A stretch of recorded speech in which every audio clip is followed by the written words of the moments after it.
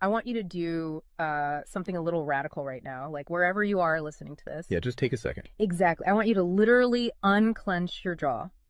Just let it go.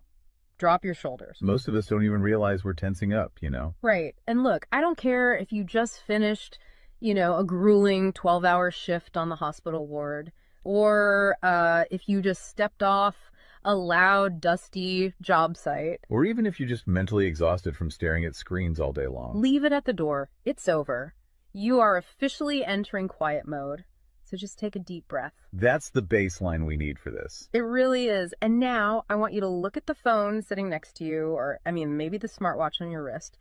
Every single time that screen lights up, every time it buzzes, it steals exactly 23 minutes of your life. Welcome to the deep dive. It really is a staggering number to confront when you put it like that. 23 minutes Yeah. from one buzz. Yeah, because we tend to measure interruptions in like the seconds it takes to glance at a screen, right? Whoa! We completely ignore the massive cognitive debt we incur the moment we look away from our deep work. And that cognitive debt, that is exactly the central target of our mission today. Okay, let's unpack this. We are exploring The Sovereign Architect's Guide by Chillstar 08. Specifically, episode 6, which is titled Deep Work Dynamo, How to Finish Your Week in 4 Hours. Right. And if you remember in our last deep dive, we talked about installing the drawing those boundaries and reclaiming your personal space. But clearing the space is just step one. It actually reveals a much deeper, much more intimidating problem. Yeah, the void. What are we actually supposed to be building in that silence we just fought for? Because if we don't have a blueprint, the noise of the world is just going to rush right back in to fill it. Oh, for sure. We have this natural horror of a vacuum. The second our schedule opens up even slightly, our instinct is to pack it with activity. We just have to be doing something constantly. Exactly. We are culturally conditioned to equate motion with progress. Yeah. But Chillstar 08 introduces a really brilliant distinction here. She talks about the trap of idling. I love this concept so much. Think about a car engine, right? Mm-hmm. The engine is running, the pistons are firing, it's burning through all this expensive fuel, making a ton of noise and vibration. But the car is in park. Yes, it isn't going anywhere, and that is what most of our daily quote-unquote busyness looks like. We feel incredibly productive because we are in constant motion. Right. You check a text message while you're sitting at a stoplight. Or you answer a quick email while walking from your car to the front door. You stare at a spreadsheet on your laptop while, your family dinner is sitting right in front of you, literally getting cold. And that right there is the illusion of productivity. You end your day feeling physically and mentally depleted because you were constantly doing something. So you didn't actually do anything that matters. Exactly. If you step back and evaluate your legacy, Mm-hmm. the deep, meaningful work, the art, the business strategy, the relationships. Right, the relationships that actually move your life forward. None of it progressed. You spent 8 hours idling. You were everywhere, which means you were truly nowhere. Man, that hits hard. And this brings us back to that terrifying 23-minute statistic from the research she cites. I don't want to just gloss over this. No, we definitely shouldn't. Because understanding the mechanism behind it is crucial. Why does a 5-second distraction cost us almost half an hour? It basically comes down to how our prefrontal cortex manages working memory. Your brain is not a computer processor that can just run multiple applications in parallel. Right. We can't actually multitask. Exactly. When you are doing deep work, say writing a complex proposal, your brain loads this massive fragile web of context into your working memory. Like holding all the pieces of a puzzle in your hands at once. Yes. You are holding multiple variables, ideas, tones all at once. So when your phone buzzes and you glance at a text from your partner asking about groceries, your brain is forced to execute a context switch. So it has to dump all the proposal data just to load the grocery data. It literally flushes the working memory buffer, yeah. It has to process the new rules and the emotions associated with that text message. Wow. And then when you turn back to the proposal, you cannot just pick up where you left off. Your brain has to laboriously rebuild that entire web of context from scratch. Oh, I hate that feeling. Were you just staring at the screen like, what was I even saying? Right. It has to retrieve the thread of your argument. Remember the tone you were using, recall the variables. That rebuilding process takes an average of 23 minutes of cognitive effort, And it burns a ton of energy doing that, right? massive amounts of glucose. That explains so much. I mean, that is why people hit 5 p.m. and feel physically exhausted, almost sick to their stomachs. Even if they've just been sitting in a really nice ergonomic chair all day. Exactly. They haven't been doing deep work. They've been doing cognitive gymnastics, just constantly flushing and reloading their working memory. They are burning fuel just to stay in park. So, okay, let me bring in what I like to call the transformer concept here. Because our focus is like an electrical grid. If you have, 50 browser tabs open, you are leaking energy as raw, unusable heat rather than concentrated light. That's a great way to look at it. So if we are all acting like our focus is this cheap renewable resource, how do we stop being what Chillstar '08 calls a subject to the pings of the world? I mean, how do we actually become the architect of our attention? Well, what's fascinating here is how she frames the philosophical shift we need. She says utility does not equal value. Oh, say that again. Utility does not equal value. Right. In the modern workforce, we have been completely conditioned to believe that being constantly available makes us valuable. Like if you answer a Slack message in 3 seconds, you're the hero. Exactly. You are praised as a good worker. Or if you jump on a Zoom call with like 5 minutes notice, you're a team player. But that is just utility. I mean, being highly available makes you a commodity. You're like a human router just passing information back and forth. And routers are easily replaced. True sovereignty, true value comes from being impactful. You simply cannot make a deep, lasting impact if your attention is constantly fractured by the agendas of other people. Yeah, when you operate like that human router, you are spending your finite, precious Mondays executing someone else's script. You're a subject to the pings of the world. Okay, so we know the biology of why this destroys our focus, and we understand the philosophical trap of, trying to be too available. But how do we actually fix the mechanics of our workday? We have to build the deep work dynamo. Right. So think of your attention like water pressure. If you poke 50 tiny holes in a garden hose, open browser tabs, email notifications, group chats. The water just trickles at the end. Exactly. You cannot wash a car with a trickle. You're just making the driveway wet. That's true. So the Dynamo Audit she lays out, it's about putting a high pressure nozzle on that hose. It narrows the opening to create a stream powerful enough to actually blast through the dirt. And the first step in that audit is auditing the physical environment itself. She calls it analyzing your signal-to-noise ratio. Okay, so visualize your workspace right now. She asks you to determine if it is a sanctuary or a transit hub.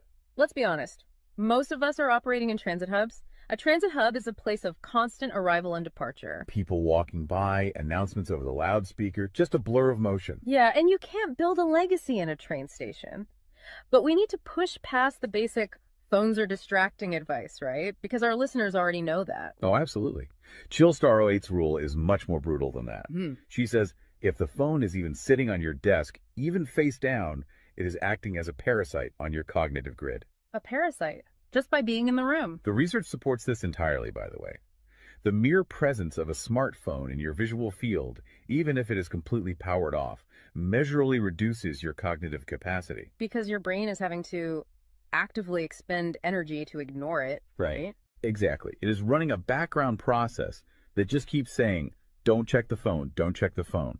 That is energy being actively stolen from your primary task. So sovereignty literally begins the moment you physically remove the device from the room, put it in a drawer down the hall. Close the door.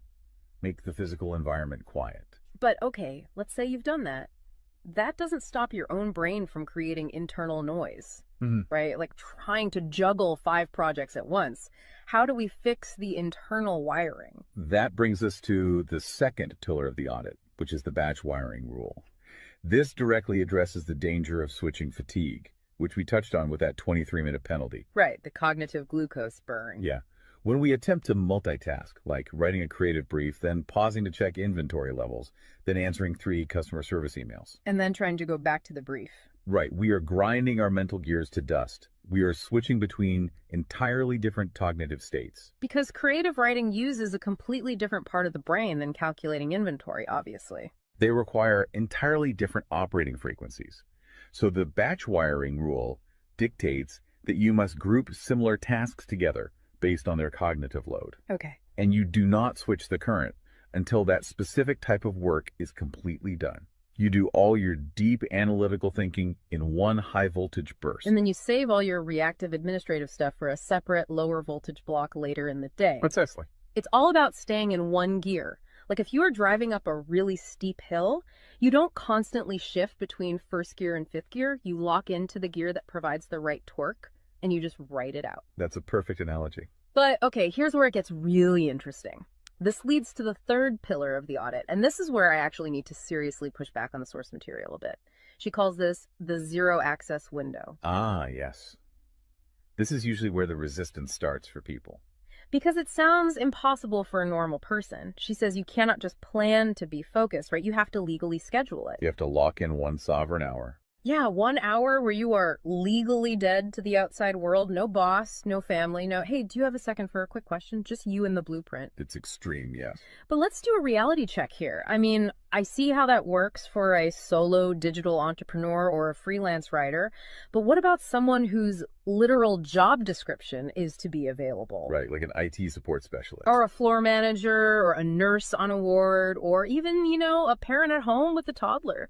How do they justify just vanishing? It feels like this advice only applies to a very specific, privileged type of worker. That is the most common and, frankly, the most valid hurdle to this entire system. But we really have to look at how the principle scales, and we have to look at the internal psychology of the worker. Okay, walk me through that. First, let's address the context of Chillstar '08's own life. She is not some solitary monk living on a mountain. She is a wife, a mother, and a grandmother. Oh, wow. Okay. Yeah, and she runs a luxury travel agency and a digital marketing business. Her entire professional and personal life is built around communication and client management. She probably receives hundreds of legitimate demands on her attention every single day. So she is really in the thick of it. She isn't just speaking from some ivory tower. Far from it. She implements the zero access window because of those demands, not in spite of them. Now, for the IT manager or the nurse, obviously, you cannot vanish while on active duty if your role is acute response. Right. You can't ignore a burning server or a patient monitor. Exactly. But the principle applies to the deep work surrounding the active duty, the scheduling, the charting, the strategic planning. Even in highly reactive jobs, there is legacy work that gets pushed to the margins. That makes sense. And the challenge isn't just logistical, it is deeply psychological. It's the internal guilt, isn't it? Yes, exactly. People feel like bad employees or bad parents or bad partners when they set a hard boundary. Yeah. We tie our entire self-worth to our responsiveness. We think, if I am not instantly available, I am failing them. Man, that is so true. We feel guilty for taking an hour to ourselves. But setting a zero access window is not about neglecting your family or your team. It is about condensing your high level work into massive, high impact bursts of energy so that you can actually be present later. Wow. Okay. Consider the alternative. If you don't carve out that absolute focus, you end up giving your family or your team partial fractured attention for 12 hours straight. Exactly. You are physically at the dinner table, but mentally you are drafting an email. Or you are sitting on the floor playing with your kid, but you're checking a Slack notification over their shoulder. You are trading constant low quality availability for scheduled high quality presence. It is entirely about communicating boundaries to protect the quality of the time you do give people. You tell your team, look, I am going offline for 60 minutes to finish this crucial report. If the servers literally catch fire, call this specific emergency number. Otherwise, I will address all questions at 11:00 a.m. Right. You aren't vanishing to hide. You are vanishing to get the work done efficiently so you can actually live your life. Which brings us to the ultimate why behind this entire system. Because once you fight through that guilt, once you build this 4-hour fortress, you have to know what it is all for. It's not just about becoming a hyper-efficient robot. No, because if you use these tools just to do more of your boss's busy work or to take on 3 more stressful projects, you have entirely missed the point. You are just speeding up the treadmill. If we connect this to the bigger picture, the destination we are driving toward is a concept she calls passive magnetism.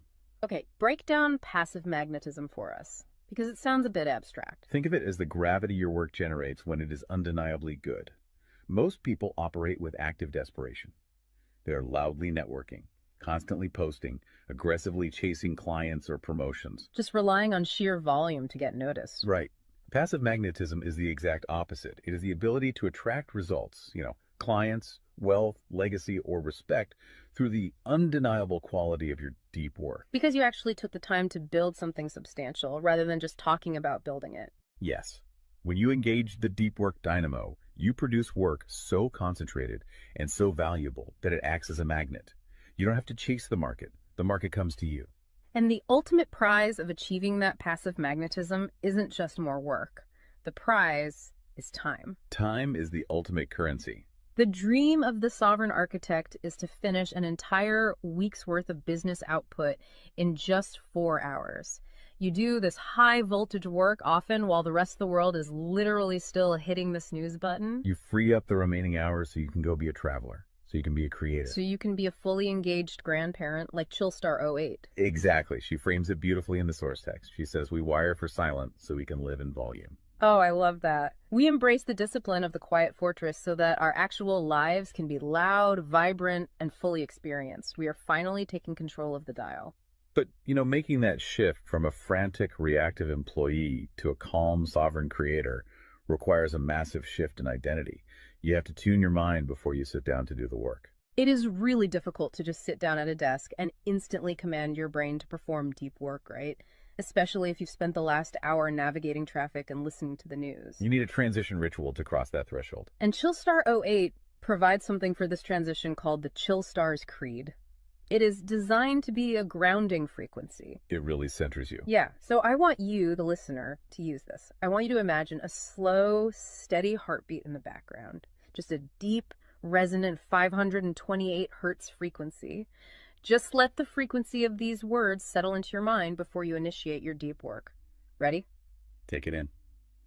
I am grounded in peace. I am reaching for my stars. My light is my own. I am a star and I will shine bright. I will reach for the sky. I release what was. I embrace what is becoming. Using a creed like that is just such a powerful behavioral trigger. It really shifts your state. When you speak those words, even just internally, you are consciously reminding yourself that your light, your focus, your energy is your own. It does not belong to your inbox. This does not belong to the algorithm. Right. You are releasing the frantic energy of the morning and embracing the sovereign focus of the architect. So we always want to translate this high-level theory into ground-level reality for you. We don't want you to just listen to this and go right back to idling. Definitely not. Here's your 1% install. This is your micro-win to take action on this deep dive immediately. Tomorrow morning, before the world starts demanding your attention, before you check a single news site or open your email, I want you to set a timer for exactly 60 minutes. Put your phone in another room entirely. Yes, physical distance. Do not open any extra browser tabs. Pick one legacy task, just one, and flip the switch on your very first sovereign hour. And be prepared for it to feel incredibly uncomfortable at first.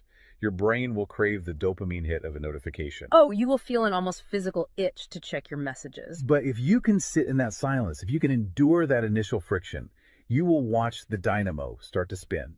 You will enter that flow state, and the old blueprints of hustling and grinding will be completely burned away. And look, if you want the actual templates to automate this piece, the specific tools and step-by-step guides to build the system out completely and protect your location-independent freedom, you can join the Sovereign Fortress on the Chillstar 08 school community. All the blueprints are there waiting for you. They really are. As we wrap up this deep dive, I want to leave you with one final thought to explore on your own. We have spent this entire session talking about the mechanics of work. We've talked about condensing your week's output into just 4 hours of pure, undistracted focus. But if you actually achieve that, you're going to be faced with a beautiful, kind of terrifying question. What's that? Who are you going to become in the remaining 164 hours of your week? What if your true legacy has absolutely nothing to do with what you produce while you are busy, but entirely to do with who you are when you are finally completely silent? Wow. Unclench that jaw. Drop those shoulders. Step into the quiet. Go be great and flip the switch. We'll see you on the next deep dive.